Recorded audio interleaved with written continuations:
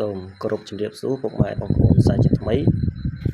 ក្នុងថ្ងៃនេះខ្ញុំចង់បង្ហាញពីព័ត៌មានថ្មីមួយដែលកើតឡើងរវាងប្រទេសកម្ពុជាជាមួយនឹងប្រទេសថៃដោយបងប្អូនបានដឹងស្រាប់មកហើយថាប្រទេសកម្ពុជាជាមួយនឹងប្រទេសថៃនេះគឺ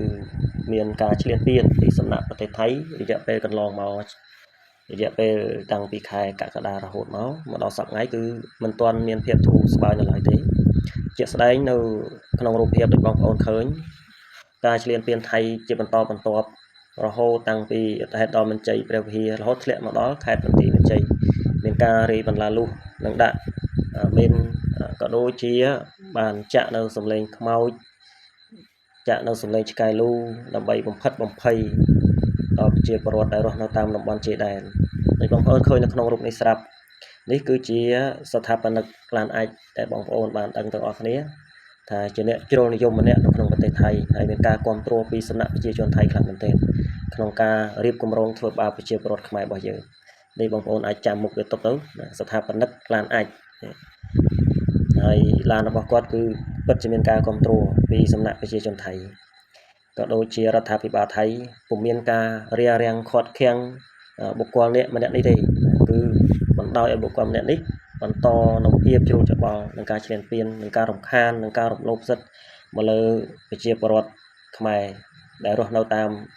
តំបន់ជ័យដែនជាក់ស្ដែងនៅក្នុងថ្ងៃនេះក្រមអនុព័ន្ធយោធាបានចុះទៅពិនិត្យមើលឃើញថាការចាក់សម្លេងខ្មោចទាំងអស់នោះពិតជាមានមែនប៉ុន្តែជាក់ស្ដែងនៅយប់ថ្ងៃទី12ខែតុលាឆ្នាំ2025នេះថៃវាបានផ្លាស់ប្ដូរអំពីការចាក់សម្លេងខ្មោចនោះត្រឡប់មកជាចាក់កនវិញប៉ុន្តែទោះបីជាយ៉ាងណាក៏ដោយក៏នៅតែបង្កនូវភាពភ័យខ្លាចបង្កនូវភាពរំខានដល់កុមារដល់មនុស្សចាស់ដល់អ្នកឈឺ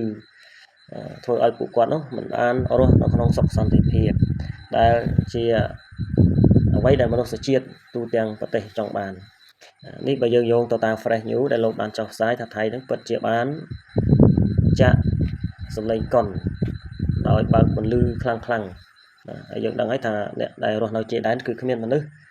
ទៅទស្សនាកុននេះទេតែវាជាការចាក់ដើម្បីធ្វើឲ្យប្រជាពលរដ្ឋរបស់យើងនោះមិនអាចលងលក់សម្រានលងលក់ដោយស្រួលមិនអាចរស់នៅដោយភាពស្ងប់ចិត្តបានទេបើយើងក្រឡេកទៅមើលនៅក្នុងប្រទេសថៃសមាជិកព្រឹទ្ធសភាថៃ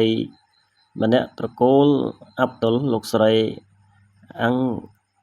ញ៉ាណានីឡាពីជីតបានធ្វើការព្រមានលើរដ្ឋាភិបាលថៃឲ្យគិតគូរចំពោះសកម្មភាពជ្រុលនិយមរបស់ប្រទេសថៃកាលពីថ្ងៃ12តុលាឆ្នាំ2025នេះថាភាគីកម្ពុជាបានដាក់ពាក្យបណ្ដឹងថៃ